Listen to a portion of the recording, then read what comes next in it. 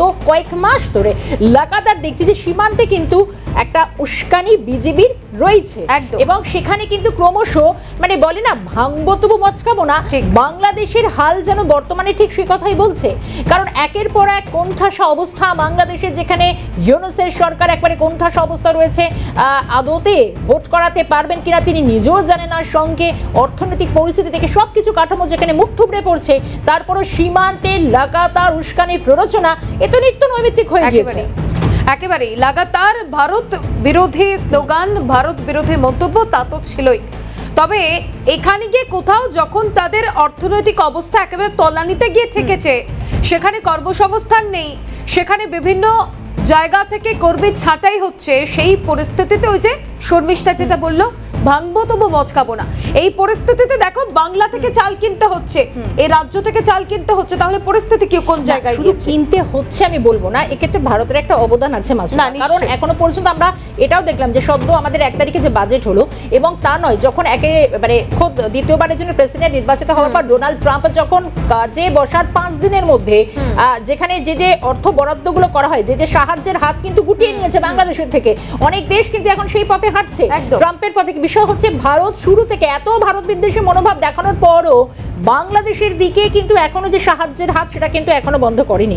মানে যেটা বলছি, একের পর এক পণ্যবাহী ট্রাক আমরা নিজেরা সেই খবর দেখেছি, বিভিন্ন যে সীমান্ত এলাকাগুলো রয়েছে পেট্রাপোল থেকে শুরু করে বিভিন্ন সীমান্তগুলি থেকে একের পর এক রপ্তানি করানো হয়েছে, অর্থাৎ বাংলাদেশে যাতে চাল ডাল বা যে সমস্ত ভোজ্য তেলের কোনো অভাব না হয় তার জন্য কিন্তু লাগাতার এই সীমান্তের পার থেকে ওপার বাংলায় কিন্তু খাদ্যদ্রব্য গিয়েছে। একেবারে কোথাও যেন বাংলাদেশে সেই নমনীয় ব্যাপারটা এখনো নজরে আসছে না, এবং সীমান্ত যে ছবি আমরা দেখছি, কিন্তু এখানেই আমাদের বিএসএফ যথেষ্ট তাদের একটা ভূমিকা নজরে আসছে। কি একেবারে সীমান্তে বাংলাদেশের বদমাইশি, কি সেই বদমাইশি? একদিকে লাগাতার কয়েকটা দিন ধরে যে ছবিগুলো আমরা দেখেছি, কাঁটাতার দিতে বাধা দিচ্ছে বিজেপি, তারপর সেখানকার মানুষজন তারা বোমা ছুড়ছে, কিন্তু তারপর সীমান্তে বাংলাদেশের বদমাইশি রুখে দিল বিএসএফ, সীমান্তে 150 গজের মধ্যে পোস্ট নির্মাণ বিজেপির, তবে কুচলিবাড়ি এলাকায় নির্মাণ কাজ বন্ধ করলো বিএসএফ।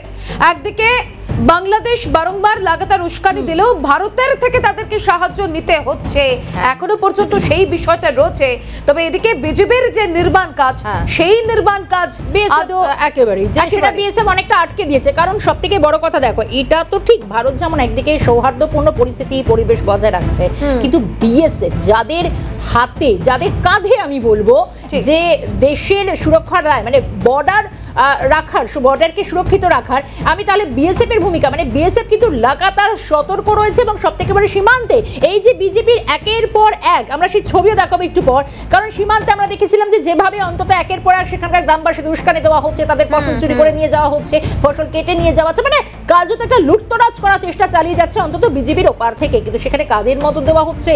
কিন্তু আমরা সেই সুখদেবপুর লাগাতার, মানে এই সুখদেবপুর সীমান্তের কথা হয়তো যারা জানতেন না, যারা এই বৈষ্ণবনগর সীমান্তের কথা জানতেন না, কারণ আমরা জানি যে বাংলাদেশ এবং মালদা সীমান্তে যে সুখদেবপুর বৈষ্ণবনগর সীমান্ত এলাকার আছে, এবং বেশ কয়েক কিলোমিটার জুড়ে যেখানে কাঁটা তারহীন অবস্থায় ছিল মাসুমা, এবং এই কাঁটা তারহীন এলাকায় বেড়া বসবে, সেখানে কিন্তু বিএসএফ একেবারে তারা দৃঢ় প্রতিজ্ঞ ছিল, মানে একদিকে ভারতের সাহায্যের হাত সেটা যেমন অব্যাহত রয়েছে, অন্যদিকে বিএসএফ এর যা দায়িত্ব তারা কিন্তু সতর্ক দৃষ্টিতে, কারণ বিজেপির এই লাগাতার উস্কানি প্ররোচনা তারা কিন্তু আটকাচ্ছে। একেবারে যখন বারংবার এই কাঁটাতার দিতে বাধা দিচ্ছিল বিজেপি, তখন কিন্তু বিএসএফ এককাট্টা হয়ে প্রতিবাদ করেছিল।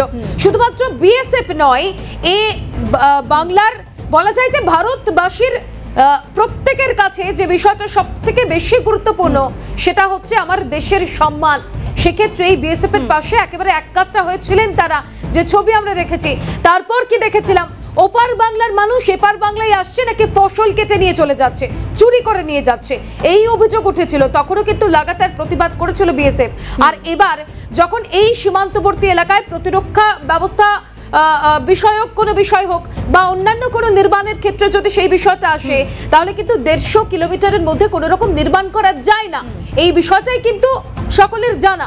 আর সেখানে এই নির্মাণ কেন, কারা করছিল? বিজেপি তো করছিল, এটা তো স্পষ্ট হচ্ছে, তবে কেন করছিল, কাদের মদতে করছিল? আদৌ শুধুমাত্র সীমান্তের এই লাগাতার উস্কানি বিজেপি বা বাংলাদেশের তরফ থেকে বন্ধটা হবে কবে, এটাই এখন সব থেকে বড় প্রশ্ন মাসুমা।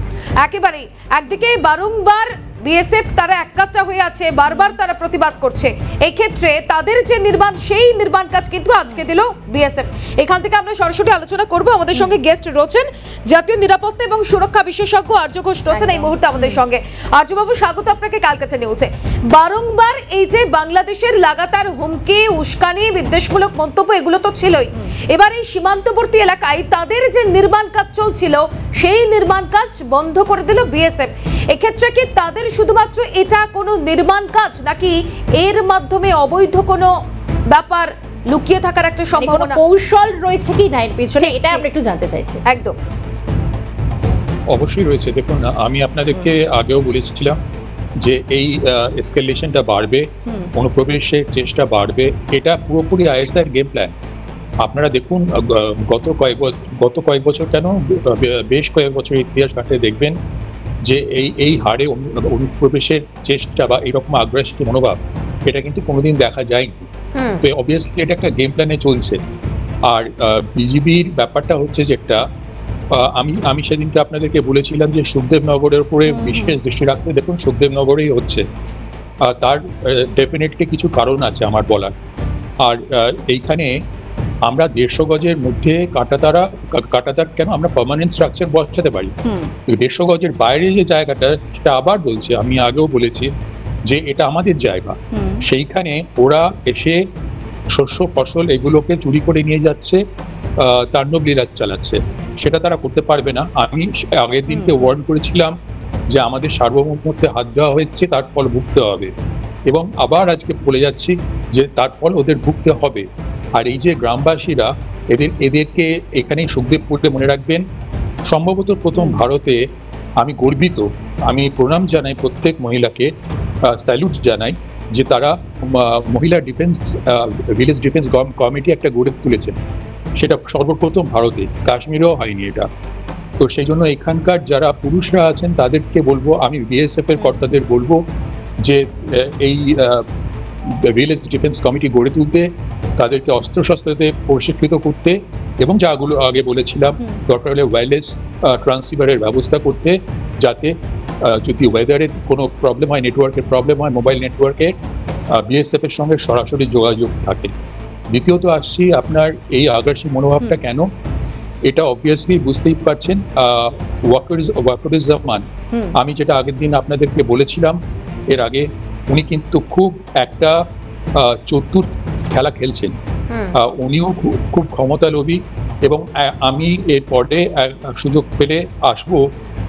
আর্যবাবু, একটু বিরত করছি, অর্থাৎ ইউনুস কতটা চতুর খেলা খেলছেন, নাকি নিজেই তিনি নিজের জালে জড়িয়ে পড়ছেন, বা সব থেকে বড় কথা তিনি তো বাংলাদেশকে একটা দিশা দেখাতে গিয়েছিলেন, তার কাছে একটা সরকার গঠনের একটা দাবি রাখা হয়েছিল, কিন্তু তিনি সেটা পারলেন না। কিন্তু এবার দেখা যাচ্ছে রীতিমতো ভারত নিয়ে বা বাংলাদেশের দ্বিচারিতা চরমে। শুধু তাই নয়, রীতিমতো ট্রাম্পের নিষেধাজ্ঞায় যথেষ্ট চাপের মধ্যে পড়ে গিয়েছে এখন বাংলাদেশ। কারণ একদিকে ভারত বিদ্বেষ, অন্যদিকে তো চলছে চাল ভিক্ষা।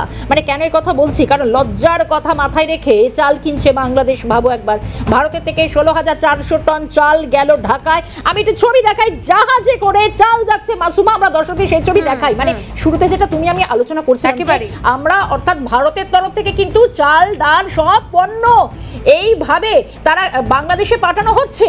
কিন্তু দেখো, লোকে তো বলে না যে নুন খেলে তার গুণটা না গাও, অন্তত বেইমানিটা করো না। তাহলে বাংলাদেশ সেই পথে কেন হাঁটছে?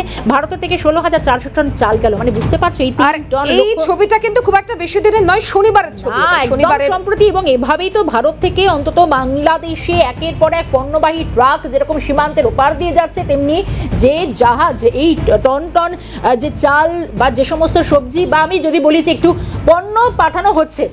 আমি গোটা বিষয়টা নিয়ে একটুখানি আর্যবাবুর কাছে যাই মাসুমা। এবং আর্যবাবু, এটাই আমার জানার বিষয়, কারণ এবারও দেখা গেল সদ্য আমাদের 1 তারিখে বাজেট হলো, যেখানে বিভিন্ন প্রতিবেশী রাষ্ট্রগুলো, বিশেষ করে নেপাল, ভুটান, মলদ্বীপ, এই সমস্ত দেশের সঙ্গে, মানে প্রতিবেশী দেশগুলোকে অর্থ সাহায্যের বরাদ্দ ভারত বাড়িয়ে দিয়েছে। মানে সেক্ষেত্রে সব থেকে বেশি নজর কেড়েছে বাংলাদেশ, মানে বাংলাদেশের দিকে সাহায্যের হাত বাড়িয়ে দিয়েছে। কিন্তু সমস্ত যেন পাকিস্তানের এই উস্কানি বন্ধ হচ্ছে না। কিন্তু এই ছবি কি ইঙ্গিত?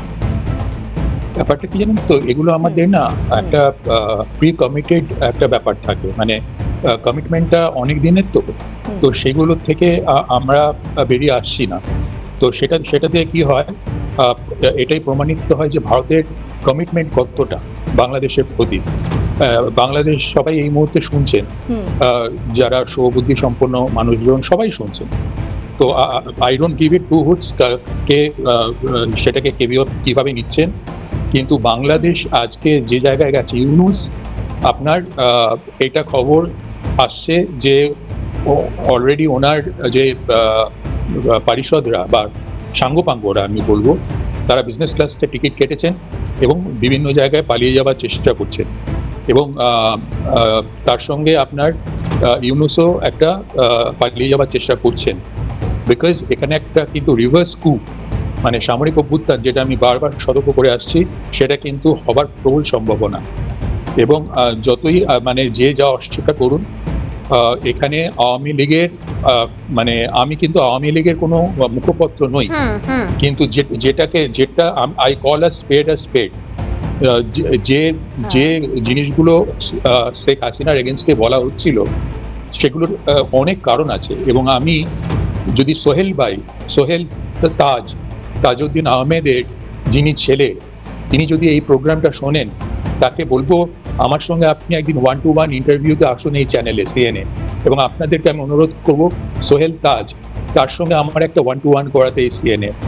আর সোহেল ভাই, আমি কিন্তু অত্যন্ত শক আপনার একটা ইন্টারভিউ দেখে, আমি সেটার ব্যাখ্যা করব, আর আপনাকে আমি শোনাবো বাংলাদেশের সমস্ত দপ্তর, ইনক্লুডিং গোয়েন্দা দপ্তর। আপনি তো চেয়েছিলেন স্বরাষ্ট্র প্রতিমন্ত্রী হিসাবে দেশটাকে জঞ্জাল মুক্ত করতে।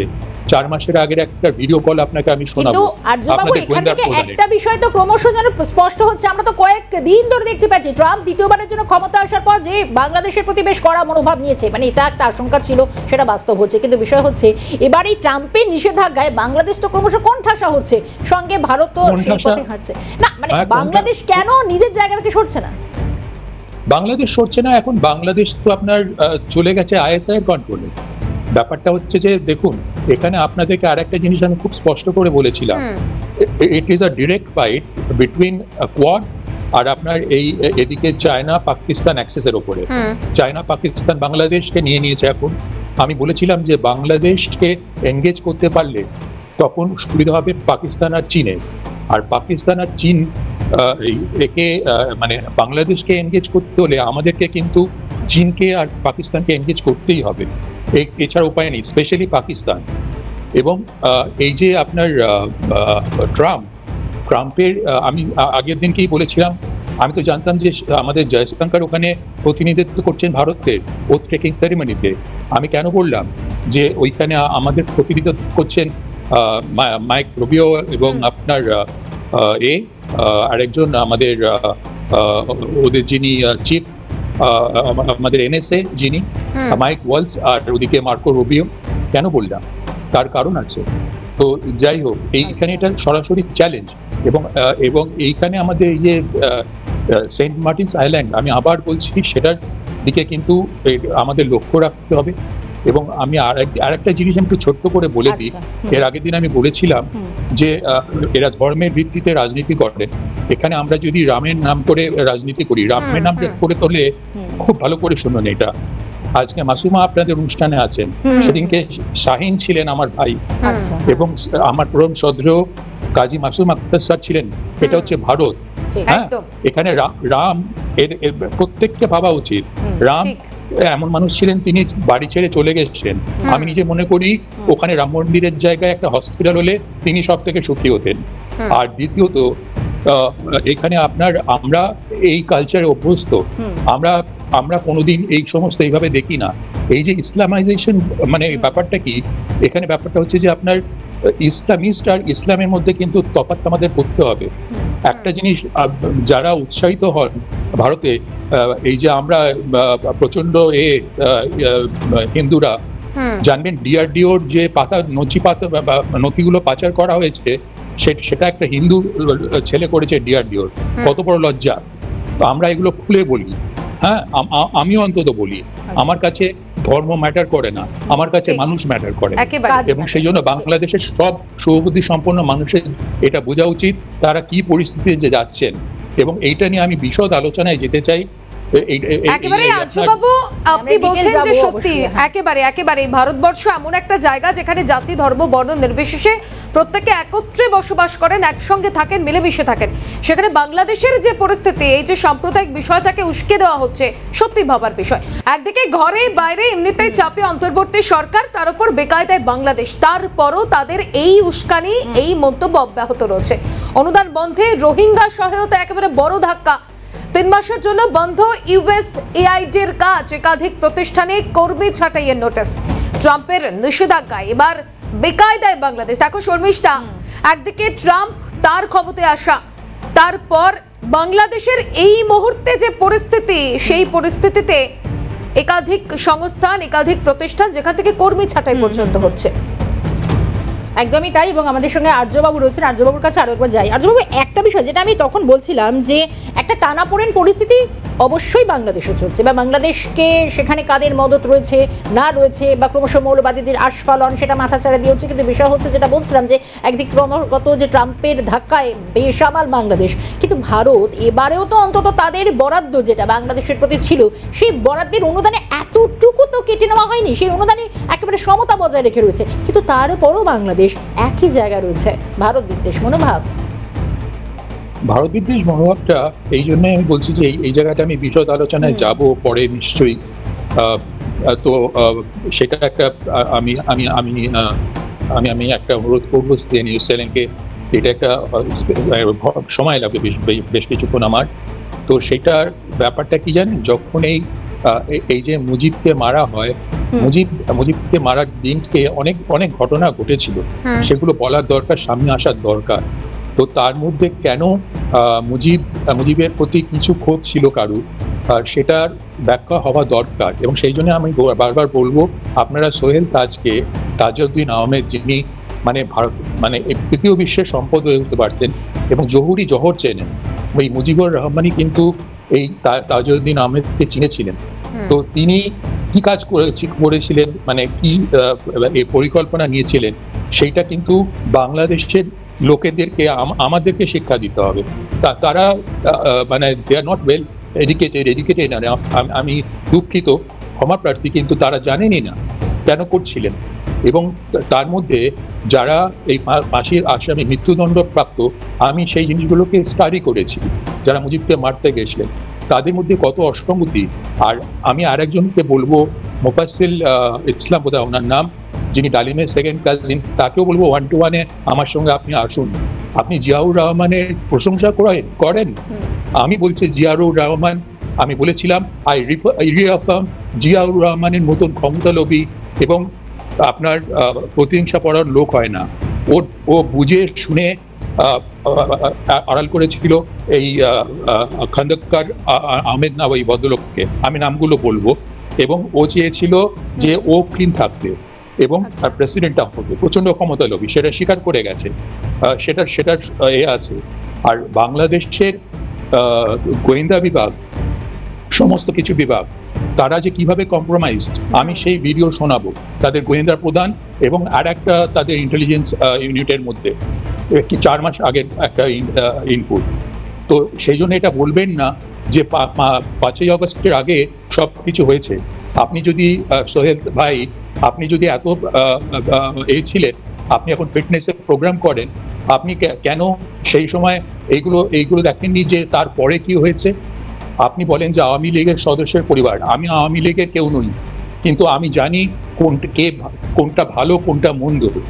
বিএনপি আর জামাতকে সামনে রেখে আজকে এই জিনিসটা করেছে। আপনিও জানেন যে মেজর জিয়া লন্ডনে ইউকে সিম ইউজ করে তারেক রহমানের সঙ্গে কথা বলে এই জিনিসগুলো করেছিলেন। কি করে করেন তিনি? এগুলো হয় না। এর ফল আজকে আপনাদেরকে ভুগতে হচ্ছে। এবং আজকে হিজাবের মিছিল বেরোবে, আজকে দেখুন বাংলাদেশে হিজাবের মিছিল বেরোবে। হিজাব নিয়ে এর আগের দিন আরেকজন এসেছিলেন, অনেক বড় বড় কথা বলেছেন, তার ভিডিওগুলো আমি আজকে আপলোড করে আপনাদেরকে পাঠাবো। আপনি ভাবতে পারবেন না ইসলামের ওপরে সে বলে যাচ্ছে এখনো কি ভাবে। এগুলো হয়। আজকে ইরানকে তিনি সোর্স হিসেবে রাখছেন, যিনি আগের দিন বলেছিলেন এবং আমার নামে ব্যাপক প্রচার করেছেন। ইরান আজকে দেখুন হিজাবের এগেনস্টে বলতে গিয়ে, আমি কোনো কারোর ব্যক্তি স্বাধীনতায় কথা বলছি না।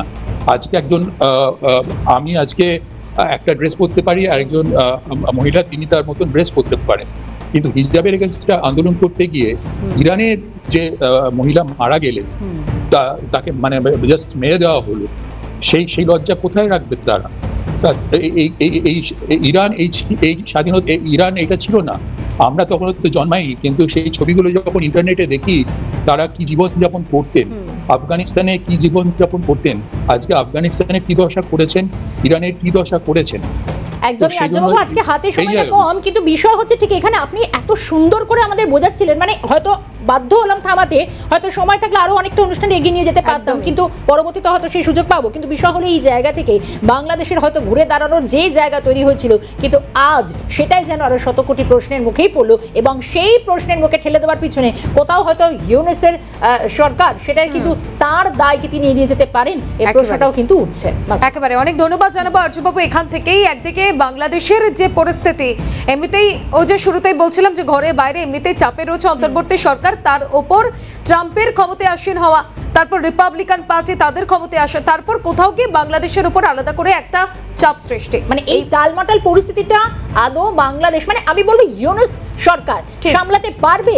আমরা অবশ্যই নজরে থাকবো, এবং আমাদের আলোচনা পরবর্তীতে আরো আসবে। আমরা থাকবো আপনাদের সঙ্গে, আপনারা আমাদের সঙ্গে থাকবেন। 0 আওয়ার এই পর্যন্তই, স্বাগত।